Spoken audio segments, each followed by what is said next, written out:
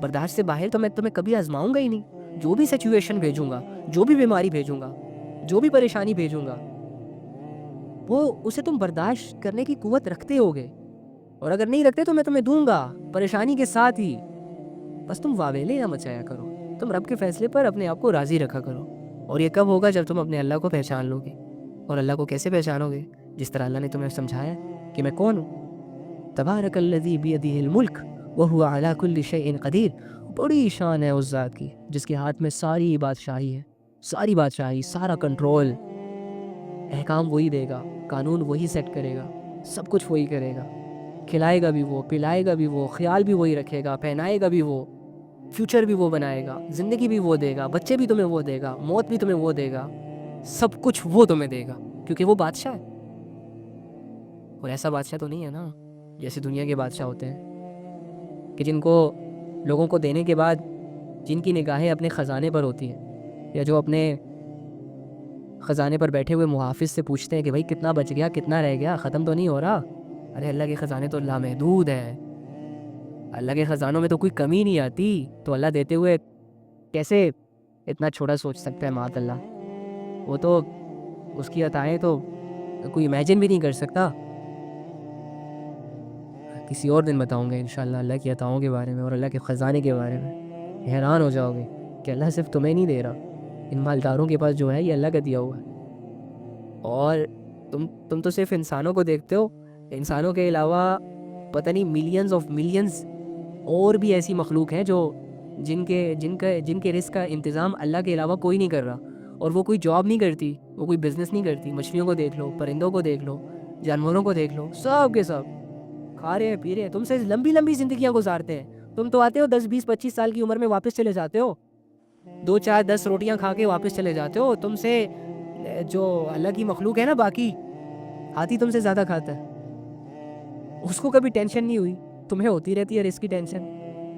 وہ تم سے لمبی لمبی زندگیاں گزار کے چلے جاتے ہیں اس دنیا سے, ان کو ایک بھی دن پرابلم نہیں ہوئی, ایک بھی دن بھوکے نہیں سوئے. لیکن تمہارا خوف تمہیں سونے نہیں دیتا, تمہارا خوف تمہیں دنیا سے محبت کی کمی میں اضافے میں کمی نہیں کرتا. یہی بات ہے. اور پھر اللہ کیا فرمائے؟ وَهُوَ عَلَىٰ كُلِّ شَيْءٍ قَدِيرٌ. سمجھو اپنے رب کو یار, ان آیتوں کے سہارے اپنے اللہ تک پہنچو. اب تمہیں سب کچھ سمجھ آنے لگ گیا ہے. اب تم یہ نہیں کہہ سکتے کہ مجھے کچھ پتہ نہیں. تمہارا سب سے پہلا کام اللہ کو پہچاننا ہے. پہچاننے کے بعد تمہارا دل خود کرے گا کہ میں اللہ کی عبادت کروں, کیونکہ وہ ہے ہی ایسی ذات. جس طرح جب کوئی زندگی میں اچھے لوگ آتے ہیں نا, اور جب ہمیں کسی اچھے لوگوں کی اچھائیاں متاثر کرتی ہیں, یا جب ہائی فائی لوگ آتے ہیں اور جب ان کی دولتوں کا ہمیں اندازہ ہوتا ہے, تو یہ دل ان کا غلام خود ہی بن جاتا ہے. یا جب ہمیں کسی سے محبت ہوتی ہے تو ہم اپنی ساری چیزوں میں اس کو شریک کر لیتے ہیں, اپنا آپ اسے سونپ دیتے ہیں آٹومیٹکلی, نہ چاہتے ہوئے. ہمارے ڈیزائرز بدل جاتے ہیں, ہماری فیلنگز بدل جاتے ہیں. سیم اسی طرح جب اللہ سمجھ آئے گا, ہم عبادتوں کو خود کرنے لگ جائیں گے. پھر خود ہی دل کرے گا, پھر ہمیں چین سے بیٹھنے نہیں دیا جائے گا. پھر تو ہم انتظار کریں گے کہ یار میری محبت, یار میرا رب, یار میرا خالق, یار میرا رازق, یار جس کے پاس میں نے جانا ہے, یار جو خوبصورتیوں کا مالک ہے, یار جو بادشاہ ہے, یار جو ہر چیز کو کرنے پر قادر ہے, یار جو میرے ساتھ لوئل ہے. میں نے ایسی ذات سے بات کرنی ہے, مجھے ایسی ذات کے ساتھ کچھ لمحے سپینڈ کرنے ہیں, میں نے اسے اپنے راز بتانے ہیں, میں نے اسے اپنی کمزوریاں شیئر کرنی ہے, میں نے اس سے اپنے گناہوں کی معافی مانگنی ہے. ہاں, پھر یہ ساری فیلنگز جڑ جاتی ہیں آٹومیٹکلی اللہ سے. بس تم پہچاننے کی کوشش کرو, تم اسے سمجھنے کی کوشش کرو, تم اس کی صفات پر غور کرو, اس کی نشانیوں پر غور کرو. اسے اپنی زندگی میں ویلیو دو, اسے اپنی زندگی کی فرسٹ پریورٹی بناؤ. اور اگر کسی بھی گناہ سے پیچھے ہونا ہے تو اس کی رضا کے لیے پیچھے ہو جاؤ. اور اگر کوئی بھی نیک کام کرنا ہے تو اس کو راضی کرنے کی نیت سے کیا کرو. بس اب اسے اپنا سب کچھ مان لو. وَهُوَ عَلَىٰ كُلِّ شَيْءٍ قَدِيرٌ. وہ پوری طرح ہر چیز پر قادر ہے, کچھ بھی کر سکتا ہے. ہاں, اس کی قدرت کامل ہے. جس چیز کا فیصلہ کر لینا, اس فیصلے کو ساری دنیا کی ساری طاقتیں مل کر بھی بدل نہیں سکتی. اللہ نے کہا آج بارش ہوگی, تم ساری اپنی طاقتیں لگاؤ, اس بارش کو نہیں روک سکتے. اللہ نے کہا آج انسان پیدا ہوگا, دنیا کے سارے لوگ مل کر ایک انسان پیدا ہونے سے نہیں روک سکتے. پیدا ہوں گے، ہاں بعد میں مار دیں گے تو وہ بھی اللہ کا حکم ہوگا. اور اگر اللہ حفاظت کرنے پر آئے تو دیکھو جس موسیٰ کو قتل کرنے کے لیے سارے بچوں کو قتل کیا گیا، لیکن وہی موسیٰ علیہ السلام اس کی پرورش کہاں کر کے دکھائی؟ فرعون کے گھر میں. ایسی حفاظت کرنے والا. ہمیں اس رب کی قدرت کب سمجھ آئے گی؟ ہم سیکیورٹی گارڈ رکھتے ہیں، اس کے ہاتھ میں 2-4 گولیاں اور ایک بندوق دے کر اپنے آپ کو سیکیور سمجھتے ہیں اور سکون کی نیند سوتے ہیں کہ اب کوئی پرابلم نہیں ہوگی. اور اتنا بڑا حفیظ جو 100 دشمنوں سے تمہاری حفاظت کر سکتا ہے. نبی صلی اللہ علیہ وآلہ وسلم کو قتل کرنے کے لیے کتنے لوگ آئے تھے، لیکن اللہ رب العزت نے ان لوگوں کی تلواروں کے سائے کے نیچے ان کو نکالا. موسیٰ علیہ السلام جب اپنی قوم کو لے کر جا رہے تھے فرعون کی غلامی سے، جب انہوں نے آزاد کیا تھا اور جب وہ سمندر کے کنارے پہنچے تھے تو دیکھو ساروں نے مل کر موسیٰ علیہ السلام کو بلیم کرنا شروع کر دیا. آگے سمندر ہے، پیچھے فرعون مارنے آ رہے ہیں، فرعونی مارنے آ رہے ہیں، اب ہم کہاں جائیں؟ اس سے تو اچھا تھا ہم وہی ٹھیک تھے، کم سے کم کھاتے تو تھے، پیتے تو تھے، اگر ظلم ہو رہا تھا تو اٹس اوکے فائن. یہ انسان ہے، کسی کا اچھا بھول جاتا ہے، کسی کی نیکی بھول جاتا ہے. تو اللہ رب العزت نے اب دیکھو نا، ان کو کوئی راستہ نظر نہیں آ رہا نا، آگے سمندر ہے، پیچھے لشکر ہے، کہاں جائے؟ موت اس کی آنکھوں کے سامنے ہے. کسی نے سوچا ہوگا کہ یہ سمندر پھٹے گا؟ لیکن اللہ رب العزت نے ان کو سمندروں میں سے راستے دیے، ان کو سمندروں میں سے گزار دیا. اللہ تو ایسے جس کے لیے راستے بنانے پر آئے تو اس کے لیے راستے بنا سکتا ہے. اینی ہاؤ یہ بڑے چھوٹے معجزے ہیں، تمہیں تو اللہ نے اسے بڑے بڑے معجزے دکھائے ہیں، لیکن تم کبھی غور کرو، تم کبھی اپنی زندگی کو قرآن کی لینس سے دیکھو نا، تو تمہیں اللہ کی قدرت نشانیاں واضح کر کے نظر آئے اور تمہیں دنیا کی حقیقت سمجھ آ جائے اور تمہیں رب نظر آئے. وہ ظاہر ہے، لیکن وہ پوشیدہ ہے، لیکن ظاہر بھی ہے اپنی قدرتوں سے.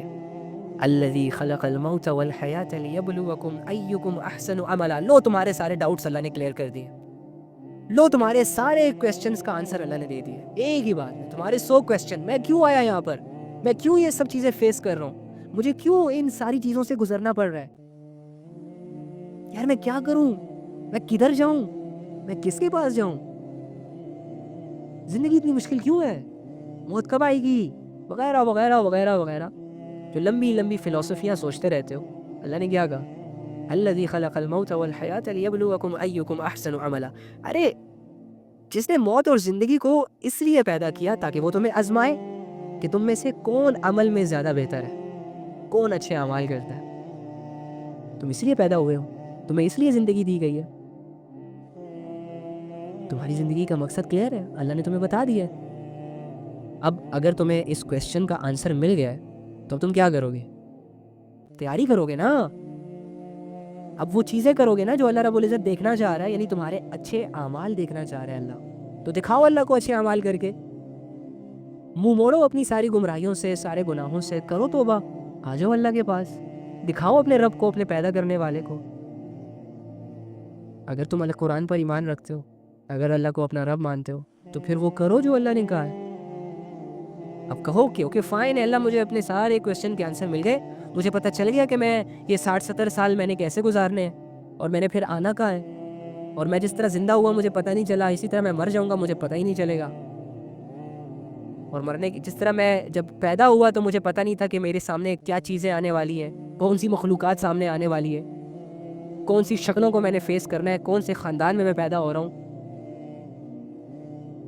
کیا چیزیں مجھے دی جا رہی ہیں. اسی طرح مرنے کے بعد بھی مجھے کچھ پتہ نہیں ہے کہ میں کہاں جاؤں گا، میرے سامنے کیا چیزیں آئیں گی، میرے سامنے محشر کا میدان کیسے سجے گا، لوگ کیسے تیرے سامنے کھڑے ہوں گے، کیسے صفوں میں کھڑے ہوں گے، یہ تو مجھے پتہ نہیں ہے. لیکن جس طرح زندگی حق ہے اسی طرح موت حق ہے، اور جس طرح زندگی میں عقل اور شعور آ جانے کے بعد ہم یہ ڈیسائیڈ کر لیتے ہیں، ہم یہ پروف کر دیتے ہیں کہ ہاں اللہ نے جو چیزیں بنائی ہیں نا اور اللہ نے جو کہا ہے وہ سچ ہے، دیکھو دنیا ہمیں نظر آ رہی ہے. اسی طرح ہم یہ بھی پروف کر لیں گے، اسی طرح ہم خود ہی ایڈمٹ کر لیں گے اس چیز کو مرنے کے بعد کہ ہاں اللہ نے جو مرنے کے بعد والی دنیا اور سچویشنز کا بتایا تھا نا وہ بھی ٹھیک ہے. کافر ایویں تو نہیں چلائیں گے نا کہ اللہ ہمیں بھیج دے واپس، ایویں تو نہیں کہیں گے نا اپنے منہ سے کہ ہاں ہم نے تو ساری چیزیں وہ دیکھ لی اپنی آنکھوں سے کہ جن کے بارے میں ہمیں بتایا جاتا تھا.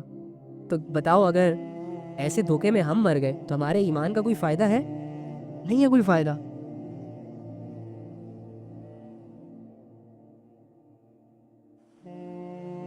تو سوچیں اب بھی سوچیں. آج کل پرسوں ترسوں کرنے والے قبروں میں چلے جاتے ہیں, ان کی آج کل پرسوں ترسوں نہیں آتی. تمہاری زندگی میں کوئی اتنے بڑے بڑے کوئی فرعونی اعمال نہیں ہے جنہیں تمہیں چھوڑتے ہوئے مہینے چاہیے, یا تمہاری زندگی میں تم سے اتنے بڑے بڑے گناہ نہیں ہوئے کہ جب تک تم 1000 رکعت نہیں پڑھ لو گے یا ایک ٹب نہیں بھر لو گے آنسوؤں کا اللہ کے سامنے, تب تک تمہاری توبہ قبول نہیں ہوگی. تم تو بڑے چھوٹے گنہگار ہو, تم نے تو ابھی بڑے گناہ کیے ہی نہیں ہیں, اور اگر کیے بھی ہیں تو کتنے بڑے ہو جائیں گے؟ تمہاری رب کی رحمت سے بڑھ گئے تمہارے گناہ؟ ہاں بتاؤ, کیا تمہیں تمہارے رب نے کوئی لمٹ دی ہے توبہ کی کہ ہاں 10 دفعہ توبہ قبول ہوگی, 11ویں دفعہ نہیں کروں گا, 12ویں دفعہ قبول نہیں کروں گا, 20 دفعہ چانس ہے تمہارے پاس, 21ویں دفعہ توبہ قبول نہیں کروں گا؟ نو لمٹ, کرتے رہو.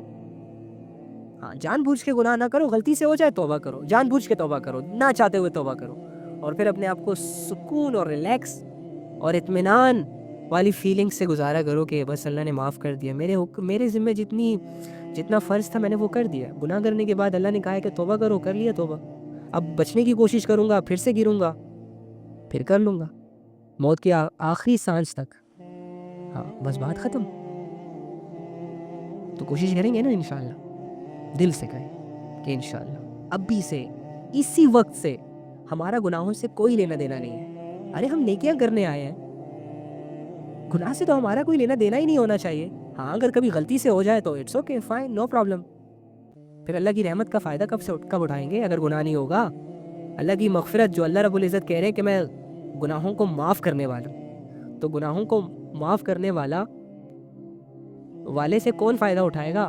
پاک صاف لوگ, فرشتے, اولیاء, یا وہ لوگ جو گناہوں سے پاک ہوتے ہیں؟ ارے گنہگاری غفور سے فائدہ اٹھائیں گے نا, تو وہ غفور بھی ہے. تم گنہگار ہو تو اٹس اوکے, فائن. جب تمہارا رب تمہارے اتنے مسئلوں کو حل کر سکتا ہے تو تمہارے گناہوں والے مسئلے کو بھی سولو کر سکتا ہے. بس تم اپنے رب کو محبت کی نگاہ سے دیکھو, تو اپنے رب کو امپورٹنس دو, تو اپنے رب سے اپنی زندگی کو جوڑ لو. بھلے تمہاری زندگی میں 100 مسئلے ہیں, اگنور. بھلے تمہاری زندگی میں ہزاروں لوگ ایسے ہیں جو تمہیں ویلیو نہیں دے رہے, اگنور. بھلے تمہارے زندگی میں ابھی تک کوئی بھی ایسا انسان نہیں آیا جس نے تمہاری اچھائی کو اپریشیٹ کیا ہو, بلکہ ہر انسان نے تمہیں دھکے دیے, اٹس اوکے, فائن, اگنور, مسئلہ ہی نہیں ہے. بھلے تمہاری اولاد مر گئی ہے, اٹس اوکے, فائن, نیچرل, کوئی پرابلم نہیں ہے. بھلے تمہیں لاکھوں کا لاس ہو چکا ہے, it's okay, fine, no problem. لاکھوں کا لاس ہوا ہے تو کروڑ کمائے بھی ہیں, اٹس اوکے. اگر تمہارا گھر نہیں ہے اپنا, it's not a big deal, it's not a big problem, کوئی بات نہیں. سڑکوں پہ تو نہیں رہ رہا, اپنا نہیں ہے, کرائے کا تو ہے, کرائے کا گھر بھی اپنا ہی ہوتا ہے یار, یہ مسئلہ نہیں ہے. اٹس اوکے اگر تمہاری گھر میں عزت نہیں ہے, کوئی بات نہیں. لوگ معاشرے میں ذلیل ہو جاتے ہیں, اگر تم گھر میں ذلیل ہو تو کوئی بات نہیں, ریلیکس. کوئی بات نہیں اگر تمہیں کچھ پتہ نہیں ہے, ابھی زندگی ہے نا, بہت کچھ سیکھ لو گے, پرابلم ہی نہیں ہے. کوئی بات نہیں اگر تم کسی امتحان میں فیل ہو گئے, فائن, کسی نے تمہیں پھانسی کے پھندے پر نہیں لٹکایا, تم اپنی سانسیں لے رہے ہو, تمہارے پاس ابھی بھی ٹائم ہے, نیکسٹ ایئر میں پاس ہو جاؤ گے, یہ بھی مسئلہ نہیں ہے. اٹس اوکے اگر تمہارے پاس کوئی جاب نہیں ہے اور لوگ تمہیں ٹونٹ کر رہے ہیں, لوگ تمہیں رشتے نہیں دے رہے, کوئی بات نہیں. تمہارے جسم اور تمہاری روح کا تعلق نہیں ٹوٹ رہا نا, یہ کافی ہے تمہارے لیے. انسانوں کا کیا بھروسہ, آنے کے بعد زندگی اور مشکل ہو جائے, لیکن تمہاری روح اور تمہارا جسم جب تک ساتھ ہے نا, تب تک تمہیں تیسرے کی ضرورت ہی نہیں ہے. اور سب سے بڑی بات یار, تمہارے کندھوں پر 2 فرشتے بٹھائے گئے ہیں, ان کو اپنا فرینڈ بنا لو, ان کو اپنا فرینڈ بنا لو.